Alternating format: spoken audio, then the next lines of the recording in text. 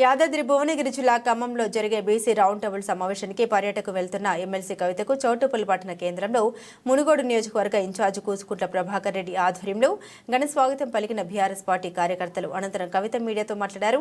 నేడు ఖమ్మం జిల్లాలో జరుగుతున్న బీసీ రౌండ్ టేబుల్ సమావేశానికి వెళ్తున్నాను. మునుగోడు నియోజకవర్గం మన ఘన స్వాగతం పలికారు.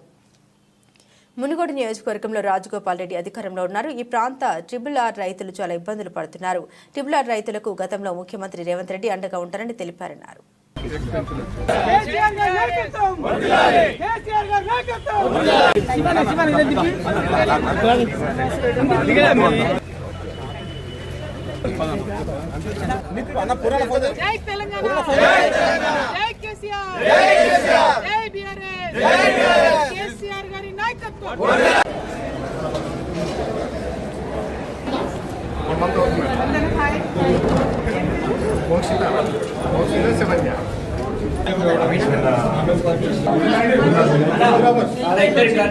ఈరోజు ఖమ్మం జిల్లాలో జరుగుతున్నటువంటి బీసీ రౌండ్ టేబుల్ సమావేశానికి హాజరవడానికి వెళ్తూ మార్గం మధ్యలో మరి మునుగోడు నియోజకవర్గంలో చౌటుప్పల్ మండలంలో మా నాయకులను అందరినీ కూడా కలవడానికి ఆగడం జరిగింది.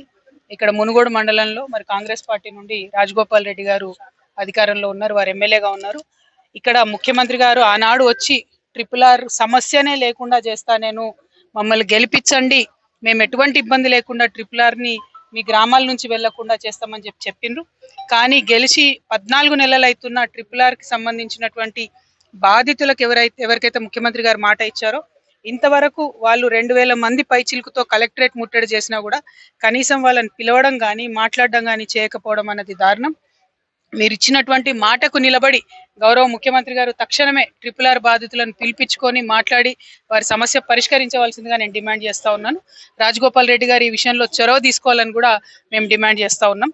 మరి మునుగోడులో ఉన్నటువంటి అందరికీ కూడా విజ్ఞప్తి చేసేది ఒకటే, తెలంగాణ రాష్ట్రం తెచ్చుకున్నదే అందరూ బాగుండాలి, అందరం కూడా చక్కగా ఉండాలనే విషయంలోనే.